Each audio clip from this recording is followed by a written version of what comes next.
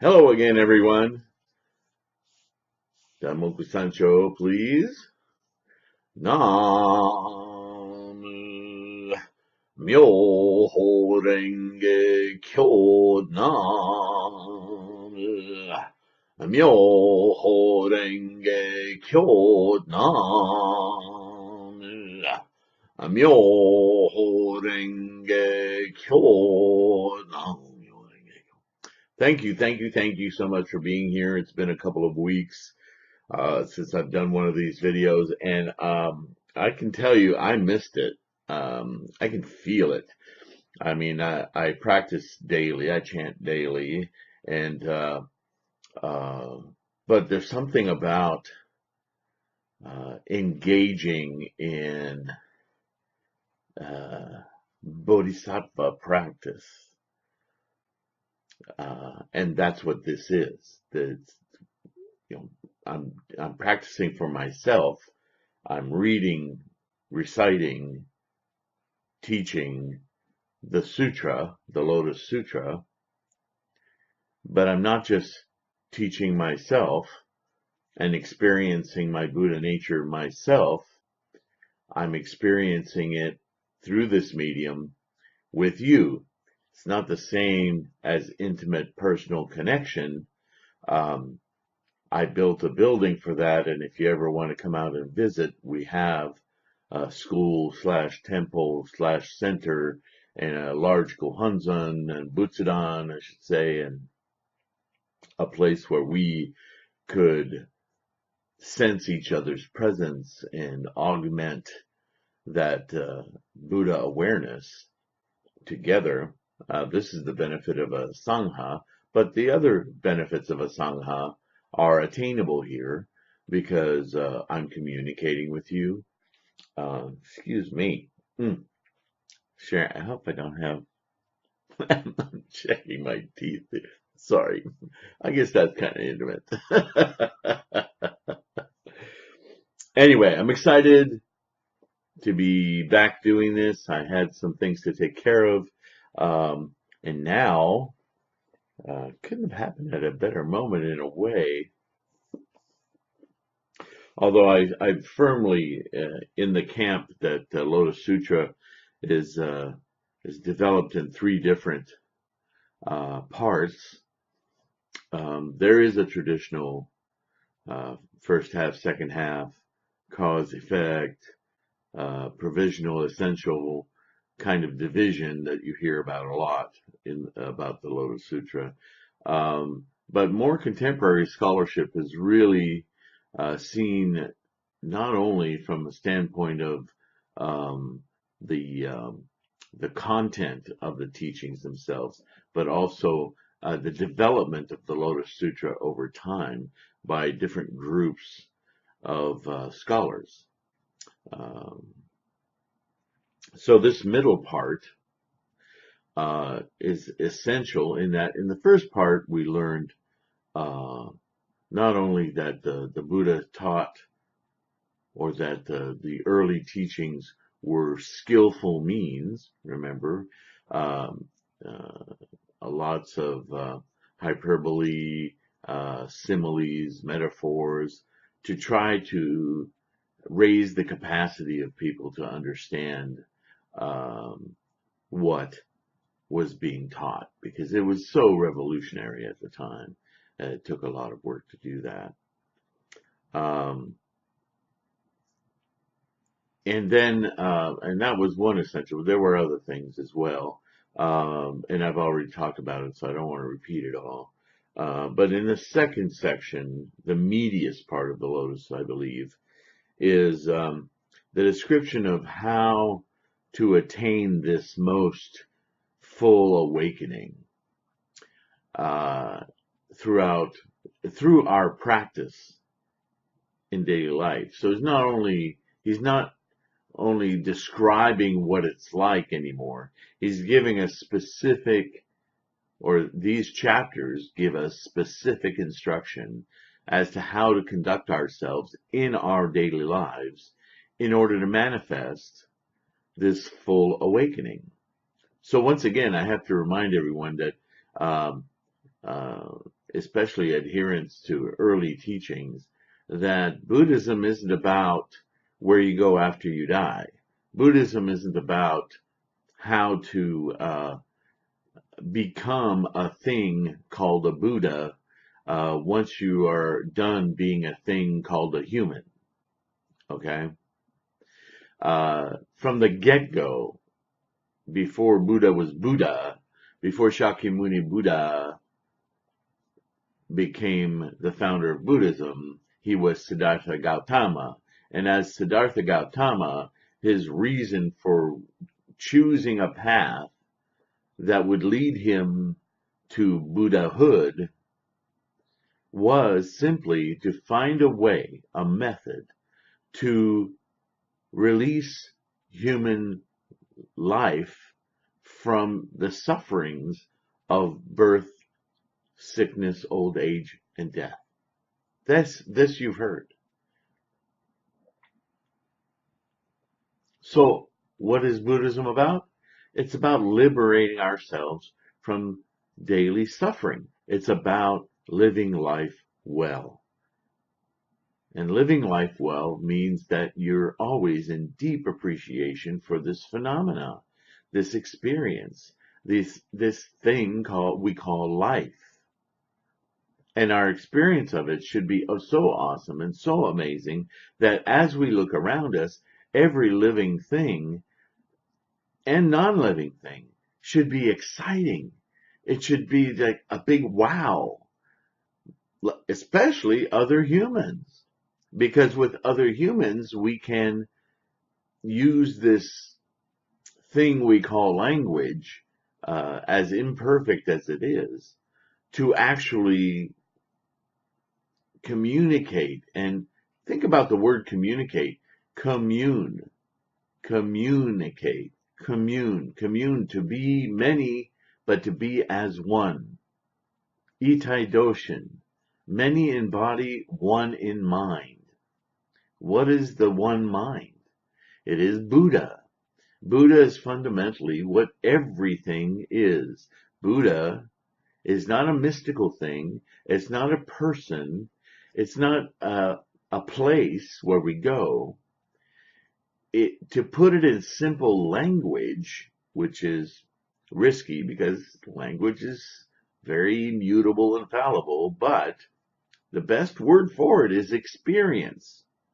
So what's different from Buddha, quote, experience and regular experience? Well, it's vastly different because regular experience is samsara. Regular experience is conditioned. Conditioned by what? Conditioned by illusions. The sufferings come from cravings, desires, attachments, a strong perception that everything has distinctions. Everything is different from everything else. Everything in itself, the word everything, compounds the idea that there are many things. And how can you have many things if you don't have differentiation? And the truth is that all of this thingness, all of the phenomena, solid, gas, water, air, thought, whatever phenomena, is all born of the same thing. And the same thing is that it's not truly born. It's simply a thought experience. It's an experience. All life is an experience. But to watch it dance in front of us, it's fascinating. It's wonderful.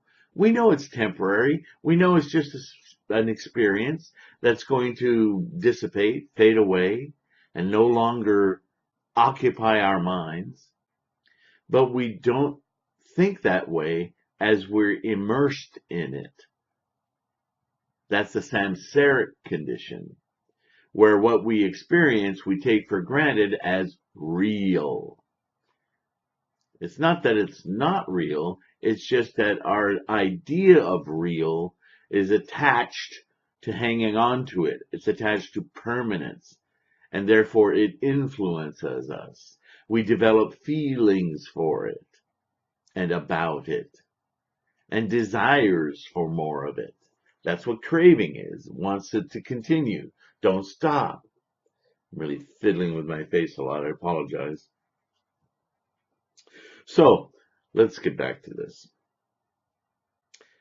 In the last chapter we read, the gathering of bodhisattvas said, man, we understand how valuable this teaching is, and we will commit to keeping it going after your extinction, after you disappear from us. And Shakyamuni kind of shocks everyone and says, it's not necessary. And all these 80,000 or more bodhisattvas emerge from the earth. And he says, these guys will do it. I've been teaching them forever.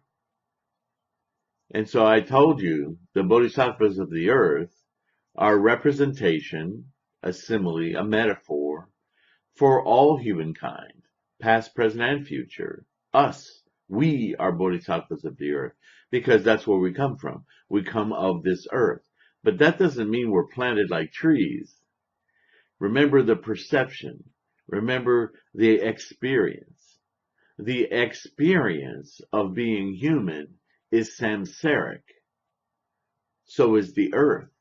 The earth is a samsaric experience. So to be of the earth simply means we're part of this samsaric reality. And that's irrepresentative of time. Does that make sense? So bodhisattvas of the earth is simply humans arising. We arise the same way the universe did, the same way the earth did, the same way a blade of grass does, the same way the universe does, the same way every phenomenon does. So what he's saying to that gathering in his immediate surrounding is, once again, you're all preoccupied with your beingness. I, mine, your teaching, we will take on. Stop that. That's not it. You're creating more obstacles. Do you see? So the bodhisattvas of the earth, that which you are a part of, will carry this on. They always have. The audience in this chapter 15 doesn't quite get that, because they ask him, how can that be? You just became a Buddha in this lifetime. Sure, it's been 40 years since you started teaching, but I mean, 80,000 or more bodhisattvas we've never seen before. You've taught them all. They've all achieved the Buddha way. You're making us doubt again. They missed the point. They missed the point that they too are bodhisattvas of the earth. That bodhisattvas of the earth is all of humankind, all of human consciousness in samsara, all of samsaric conditioned reality experience has always had this experience and always will. It's about how you conduct yourself in daily life. Be a bodhisattva. Well, you have to explain this to us. So that takes us to chapter 16. Now, you may have to mull that over a bit, but read. Chapter 15 is kind of a summation of what's been going on, but it is a pretty radical shift, because now he's like, let go of the idea, okay, I've taught you skillful means, I've taught you all of this, I've taught you that the ways of becoming a good student, the ways of living the Eightfold Path. All of that is great stuff, but it's not it. It's not the way. Bodhisattva is the way. So there's a huge progression going on in the Lotus Sutra that you don't see in sutras. Really, you don't. This is very revolutionary. So he's going to come at them another way. And this is why chapter 16 is such a pivotal chapter. Even though I wouldn't single it out as such, because he's been trying to say this all along. And in chapter 15, he's really kind of put it to them, and they're still not getting it. So, the lifetime of the Tathagata. Think about that statement. He didn't say the lifetime of Shakyamuni. He didn't say the lifetime of Siddhartha as Buddha. He didn't even say the lifetime of Buddha, because he's pretty well known as that. Again, Buddha is not a that. It's not a thing. Okay? It's a different kind of experience. Tathagata is it, literally. Itness. The suchness of not being while being. There's all kinds of ways you can interpret Tathagata. But it's used specifically here because all of the myriad ways of describing Tathagata, not born, not dying, not going away, not arising, is a state of experience unencumbered by any influence whatsoever. Attachment, craving, all of the words you want to put around experience, Tathagata is not drawn in to those samsaric conditions. It's just clear, pure perception, which is an experience. And the only way, that's why I keep saying, the only way you can experience Tathagata is to be here in samsara. Because if you're not in samsara, then there's no experience. There's no thing. There's just quiescent energy. Quiescent energy isn't bothered by anything because it isn't anything.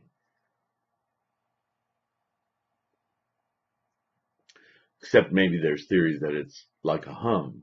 There's even hums that I've heard translate into the rhythm and the sound of gongyo, or recitation, or chanting. But I don't think even in those analogies, the actual chanting and recitation isn't it. It's the trance-like state that one achieves while doing so, that one, while in samsara, touches upon the experience of no extremities. In Chinese, Wu Ji. We kind of go backwards. The progression in Taoism is from no extremities comes a motive force that, by virtue of its motive force, its momentum, creates a differentiation which precipitates yin yang. So, and I don't want to go too Chinese here because we are practicing Buddhism, but it's a good example to use, and one that certainly didn't fall lightly on the Chinese when they were learning Buddhism, that in meditation we take our yin yang and we try to dissipate it to the point where we discover its motive energies, cravings, and we try to get through those motive energies to reach no extremities, Wu Ji, emptiness, sunyata. But that's not nothing, it's potential, what I call quiescent energy. It's still a roiling,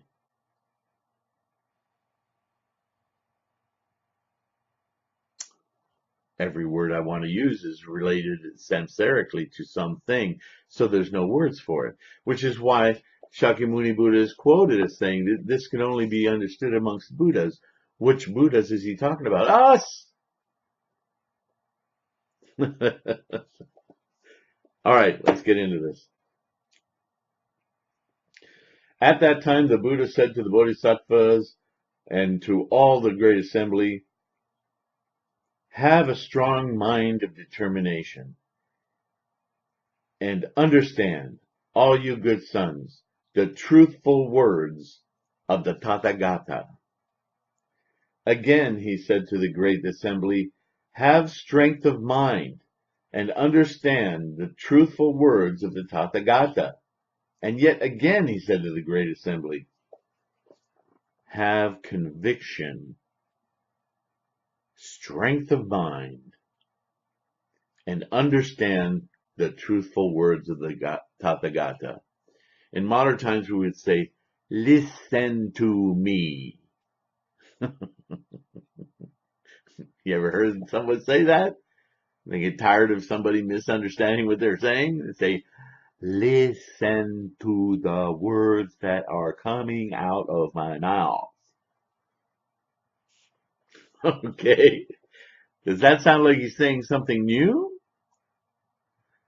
Sounds to me like he's exhorting the people there to redouble their efforts, to really pay attention. And really what it means, even today, is stop making up your own thoughts about what you think I'm saying and really try to reinvestigate.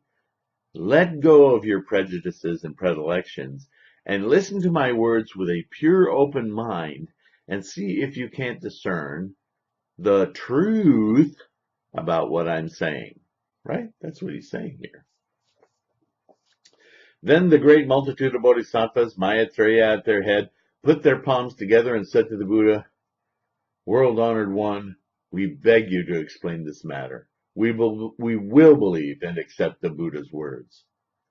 They said this 3 times, repeating the words, we beg you to explain this matter. We will believe and accept the Buddha's words. Then, the world-honored one, knowing that the bodhisattva's request, now repeated 3 times, would not be stopped, said to them, you should all listen carefully to hear about the Tathagata's secret and divine powers.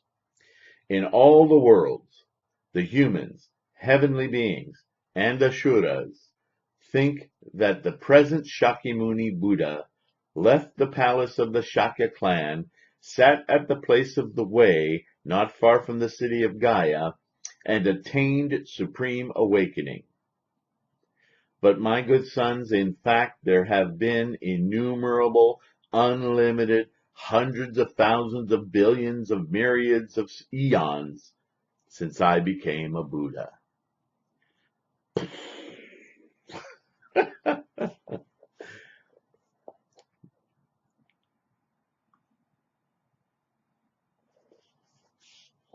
You guys all still are hooked in, attached to the idea that just in your lifetime, I kind of walked up and boom, became a Buddha.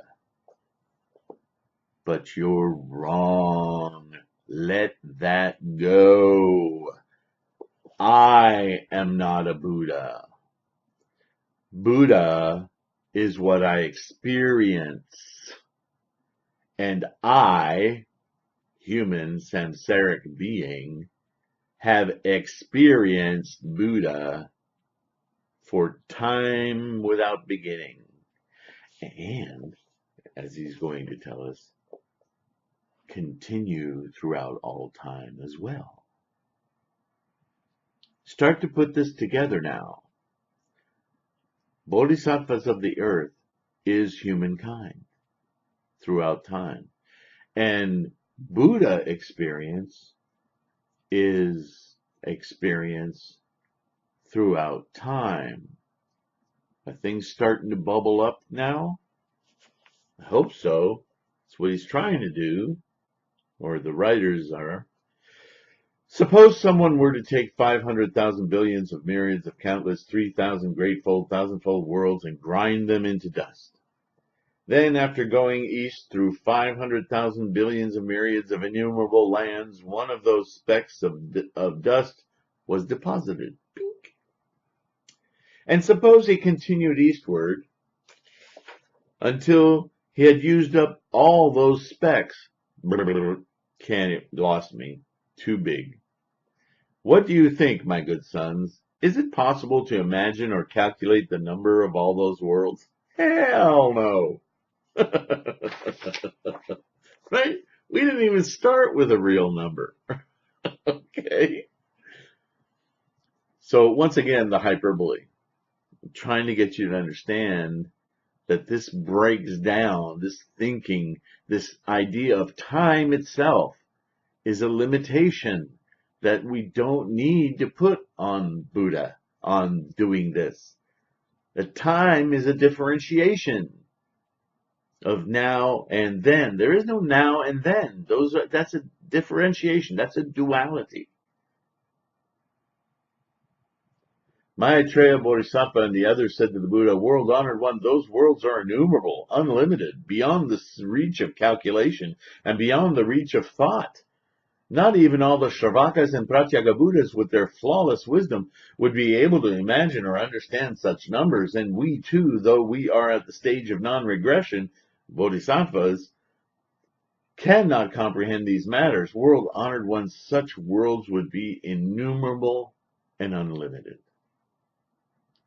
Then the Buddha said to all those Bodhisattva great ones, "Good sons, now I will speak to you clearly.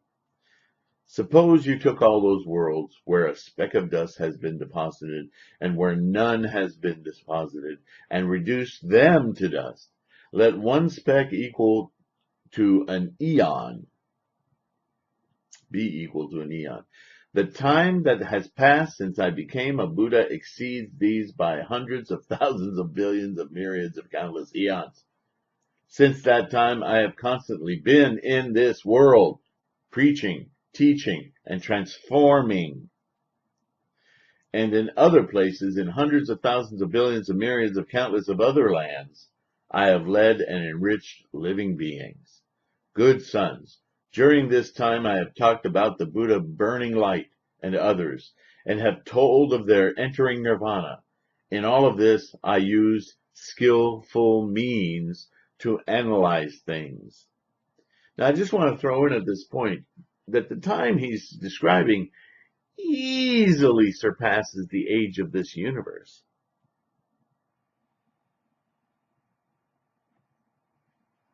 Consider that for a moment. If you study this, just this point, for any length of time, you will understand why Buddhist cosmology sees this universe as a blip. And in fact, one of endless, countless, myriads, billions of 3,000-fold worlds of blips. Okay? Good sons, whenever living beings come to me, not Sarvakas, not Pratyeka Buddhas, not Bodhisattvas, not cattle herders, not women in distress, living beings. Whenever they come to me, Buddha, I use my Buddha's eyes to observe whether the faculties of their strong mind and so on are keen or dull. Accordingly, I appear in various places under different names and speak of the length of time during which my teachings will be effective. Sometimes I tell them I will enter nirvana. In various skillful ways, I teach the profound and wonderful Dharma, leading the living to rejoice. Good sons, the Tathagata sees that among the living, there are those who prefer lesser teachings. They just can't grasp all of this, and are of little virtue and heavy with filth. Filth. Earth. They're attached to samsara. For these people, I teach about how, as a young man, I left home and attained supreme awakening. But in reality, the time since I became a Buddha is very long, as I have said. It is just that I use skillful means to teach and transform living beings so that they may enter the way of the Buddha. So for people of little capacity to learn, for people, I don't want to say, he's not saying stupid people. In a way he is, but stupid in the sense that they've completely bought into the delusion of duality, that they can't perceive of anything outside of this earthly thing. So you start speaking about the mind, and the only word they have to even, that we still have to this day to go there, is spiritual, which is it's an overused and therefore very weakened piece of language that points to what we think is unknowable. So it's really kind of a poverty-stricken word for a Buddhist to try to use, because what we're pointing to is something far greater and immense than the earthly samsaric experience. Do you see? For a Buddhist, the earthly samsaric experience is wonderful. It's amazing to watch, but its only value is for us to realize once again that everything is of the same making. It's of the same experience, that there are no differences, that it's equanimous. And in that way, it's fascinating. It's kind of like watching little kids on the playground learning about falling down, learning about their own strength, learning how to move quickly or slowly, how to balance, how to climb stuff, how to work with one another. Oh, look, they're helping each other. Right? So it's a much more, here I'm going to use a samsaric term again, it's a much more elevated state. And that's a skillful means to make that statement, because it's speaking to our earthly attachments, right? So this is the difficulty he's having in communicating this thought to the people, his students. Good sons, all the sutras preached by the Tathagata are for the purpose of saving all the living. Sometimes I speak of myself, sometimes of others. Sometimes I appear as myself, sometimes as someone else. Sometimes I appear in my own actions, sometimes in the actions of others. But all that I say is true and not empty. That word empty. But what he's saying is that there are times, and it must have happened in your life, when oftentimes somebody we don't even know or barely know, appears in our life in a moment of crisis or trauma and does a simple thing or says a simple thing. And 20, 30, 40, 50 years later, you ask yourself, this is a habit I've had for decades and decades. And I think it's built on that one thing that one person said to me at that one time when this or that or the other. And I really inculcated that little piece of wisdom deeply in my life. It's affected so much of what I do and think. Right? Well, that person, if what you do and think based on what they said has been something that has always been a source of strength and amelioration for you and kept you going, well, that was a bodhisattva, may in fact have been Buddha.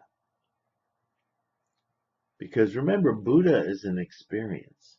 And that person, while they were being helpful, may not even have known that they were Buddha at that moment. They just were trying to do a good thing, behaving as a bodhisattva. But what they touched in you was a Buddha mind, a Buddha experience, a Buddha nature, a Buddha wisdom that happened between the two of you. This is where we start to see the amazing experience of samsara. Unattached, unencumbered, but in our unification, even for brief moments, we can touch on something transcendent. Transcendent in the real meaning of the words, because that's no longer of human experience. It's all about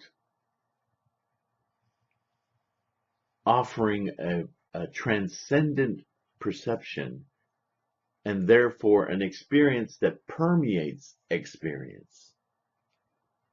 Does that make sense? This is what is being described right now.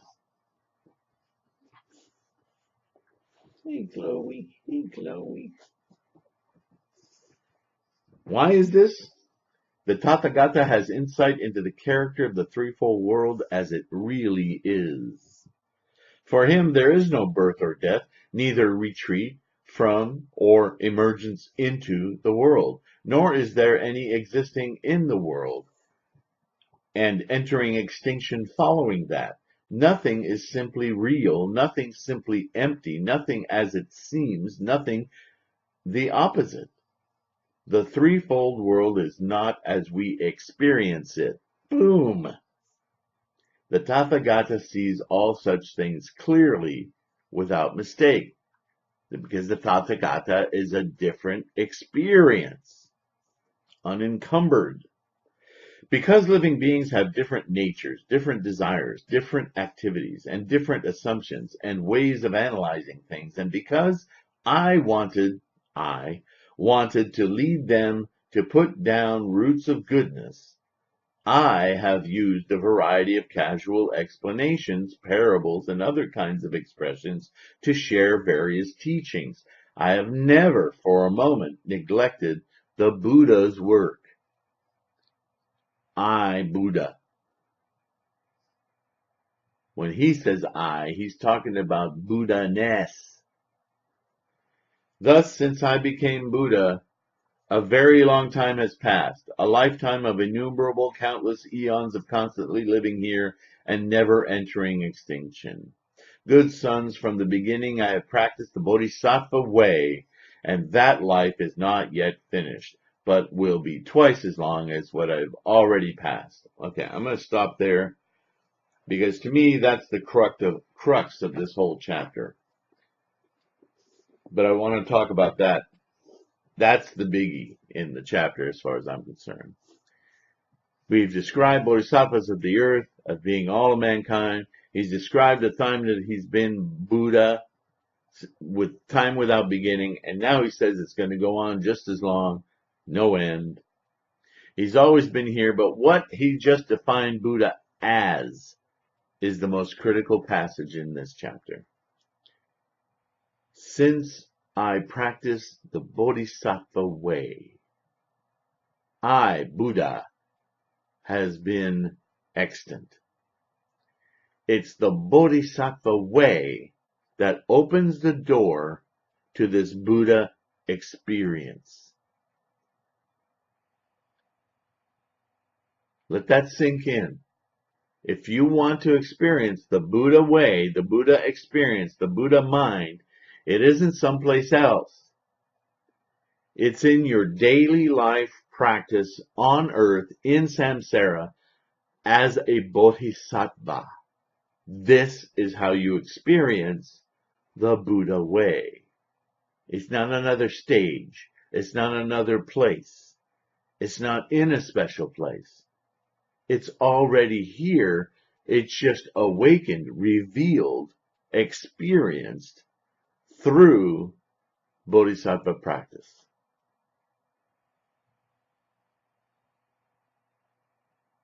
We'll continue in the next video. I want to allow you some time to really chew on that, reread that first part of chapter 16, and I'll get back to you soon, okay? Sancho. Nam Myoho Renge Kyo Nam. Myoho Renge Kyo Nam. Myoho Renge Kyo. Thank you so much. Good to be back. Talk to you soon.